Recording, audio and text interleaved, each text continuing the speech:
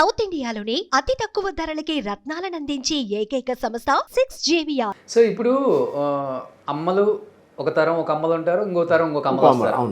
వస్తూనే ఉన్నారు అమ్మలు, అత్తలు కూడా అట్లనే. అమ్మల్ని మైమర్పించారు కానీ ఓకే, ఆ అమ్మని మర్చిపోయి ఈ అమ్మ కొత్తగా వచ్చింది చాలా బాగుందని మైమర్పించారు కానీ అత్తల్ని మైమర్పించలేకపోయారు. ఎన్ని తరాలు మారినా కానీ అత్త అంటే ఆమె గుర్తు వస్తుంది. ఎందుకంటే అమ్మగారు బతికే ఉన్నారు, ఎందుకంటే ఆ తరం చూశారు, ఆ తర్వాత తరం కూడా చూశారు.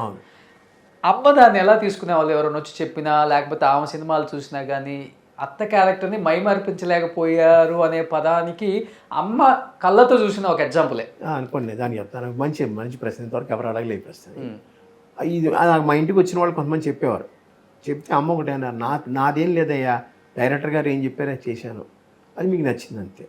ఆవిడ మొత్తం డైరెక్టర్ ప్రొడ్యూసరే మెయిన్, వాళ్ళు ఏం చెప్తే అది చేశాను నేను. అది లాస్ట్ మినిట్ నేనేం చేయలేదు, వాళ్ళు చెప్పారు, అతను చదివినిపించాడు, ఆ రాఘవేంద్ర చదివినిపించాడు, విన్నాను, అది అలాగే చెప్పాను, అది డైరెక్టర్ చేశాడు. డైరెక్టర్ గారు ఎలా కావాలనుకున్నాడో అలా చేయించుకున్నాడు అంతే. డైరెక్టర్ గారికే మెయిన్, ప్రొడ్యూసర్ గారికి మెయిన్, వీళ్ళిద్దరు తప్పటి సినిమాకి ఎవ్వరు లేరంటుంది ఆవిడ. అమ్మతనంలో ముఖ్యంగా లేడీ ఆర్టిస్టులు ఒకళ్ళని నమ్మేం తెలుసో తెలియకో, అంటే వాళ్ళు బిజీగా ఉండి ఫైనాన్షియల్గా వాళ్ళు చూసుకోలేక టైం లేకో చితికిపోయారు సార్.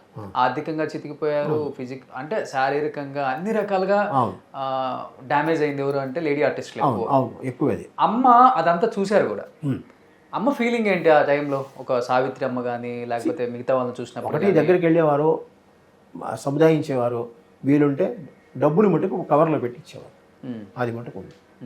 ఆ కాలంలో మీరు 100 రూపాయలు ఇచ్చినట్టు అమ్మ 500 రూపాయలు ఖచ్చితంగా కవర్లో పెట్టించారు, పెద్ద పెద్ద నోట్లు, 100 రూపాయల నోట్లు.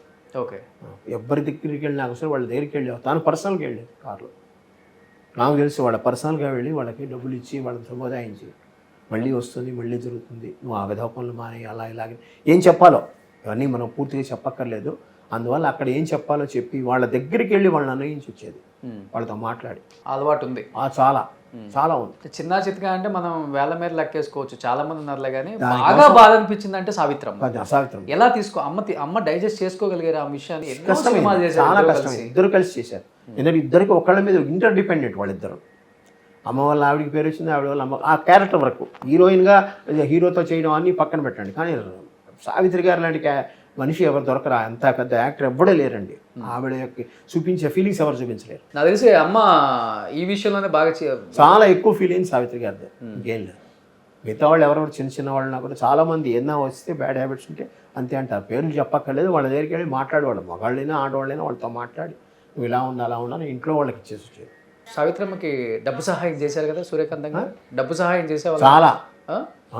ఈ ఉప్పెన్నలో చేయి చూస్తారు, అప్పుడు కూడా వెళ్ళి జోలి పట్టుకునేవారు. నాకు రామారావు గారు, నాగేశ్వరరావు, అప్పుడు నేను అమ్మతో వెళ్ళాను వైజాగ్లో. అప్పుడు కూడా ఈ గ్రంథాలయాలకు ఇచ్చారండి, కాలేజీలకు ఇచ్చారు. ఇప్పుడు నాగేశ్వర గారు కాలేజీ ఉంది, ఇప్పుడు అల్లు రామయ్య గారు కట్టినాడు హోమియోపతి కాలేజీ ఉంది, దానికి వాటన్నిటికీ డొనేషన్ ఇచ్చింది ఆవిడ.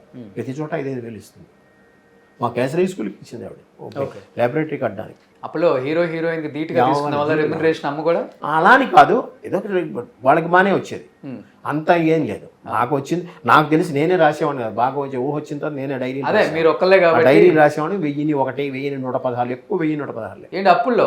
నేను బ్యాంకులో జాయిన్ అయినప్పుడు 1974లో పొద్దున్న పావలా ఇస్తే, పావలా అంటే 25 పైసలు ఇస్తే 2 ఇడ్లీ ఒక వడ పెట్టేవారు. అలాంటి స్టేజ్, రూపాయి పెడితే 4 హాయిగా తినిచ్చేవాళ్ళం టిఫిన్. అలా ఉండేది, 20 రూపాయలతో సంసారం జరిగేది. ఎవరన్నా వచ్చారంటే నెలకి 20 రూపాయలు ఇచ్చేస్తే ఆ 20 రూపాయలతో వాళ్ళు బతికేసేవాళ్ళు. సినిమా మొత్తానికి కూడా 1000 రూపాయలు ఇస్తారు. 1,116, 2,000 మ్యాక్సిమం. అది తర్వాత 5,000, తర్వాత ఈ పరశురామ బయటకు వచ్చిన వాడికి 10,000 వచ్చింది అనుకుంటా నాకు తెలిసి. టాప్ రెమ్యునరేషన్ నెల సంవత్సరాన్ని ఇన్ని కాల్ షీట్లు, ఈ సినిమాకి ఎంత అంతే ముందే మాట్లాడేసేవారు. పెద్ద డిమాండ్ కూడా చేయరు అమ్మ ఏనాడు చేయలేదు, వాళ్ళు బాగుండాలనేది అంతే. వాళ్ళకి తెలుసు ఎంత ఇవ్వాలో. నేను అడగడం అంటే ఎన్ని కాల్ షీట్లు దాని ప్రకారం ఇస్తాను. పైగా అప్పుడు 3 షిఫ్ట్లు 4 షిఫ్ట్లు. అప్పుడు ఒక గ్రౌండ్ ఎంత ఉంటుంది ఇక్కడ మేము కొన్నది అప్పుడు దగ్గర 3 లక్షలు ఉంటుందేమో మొత్తానికి, అమ్మగారు కొన్నప్పుడు. అవును, ఎన్ని 1000 రూపాయలు ఇస్తే కొనాలి సార్? అది సార్ మేము అప్పు తీసుకునే కదా కొన్నది. అమ్మ పోగు చేసింది కొంత, ముందు 1,00,000 ఇచ్చాం, తర్వాత వాడు 2-3 నెలలకి అక్కడ ఇక్కడ తీసుకుని ఇచ్చేసాం అనమాట. అప్పుడు బిల్డింగ్ ఉండేది, ఇక్కడ చిన్న బిల్డింగ్ ఉండేది, దాన్ని డెవలప్ చేసుకుంటూ వచ్చాం. ఓకే, మొత్తం ఖాళీ జాగా. మరి చెప్తుంటారు హైదరాబాద్ లో సూర్యకాంత్ అమ్మ అప్పుడు కొన్న ఆస్తులు ఇప్పుడు 1,000 కోట్లలో ఉంది. ఎల్లారెడ్డి కూడా మాకు ఇల్లు ఉండేది, మేము దాన్ని 65,000 అమ్మేసాం. ఓకే. మీరు నమ్ముతారా ఇప్పుడు ఇండిపెండెంట్ హౌస్ అది. ఇప్పుడు భరద్వాజ్ గారు చూసారా, తమ్మారెడ్డి కృష్ణమూర్తి గారు అబ్బాయి, అక్కడే దాంట్లోనే ఉండే ఎల్లారెడ్డి గూడలో వాళ్ళు అక్కడే ఉండేవారు. సో అమ్మ సంపాదించింది ఎంత అంటే అప్పుడు చెప్పలేనంత ప్రేమ. 65,000 మేము అమ్మేమంటే చూడండి మీరు అక్కడ. ఇప్పుడు దాన్ని మీరు ఎన్ని కోట్లనే వేసుకోవచ్చు. ఉంటుంది ఈజీగా. అదే ఒక ప్రేమను సంపాదించుకున్నాం, సంఘంలో మంచి పేరు. ఇప్పుడు మీలాంటి వాళ్ళు మా ఇంటికి వచ్చారంటే అమ్మ వల్లకే వచ్చారు. డబ్బుకు పెద్ద ప్రాధాన్యత ఉండదు. లేదు, అది చెప్తాగా ఇప్పుడు ఉంది అన్నిటికీ, అప్పుడు లేదు.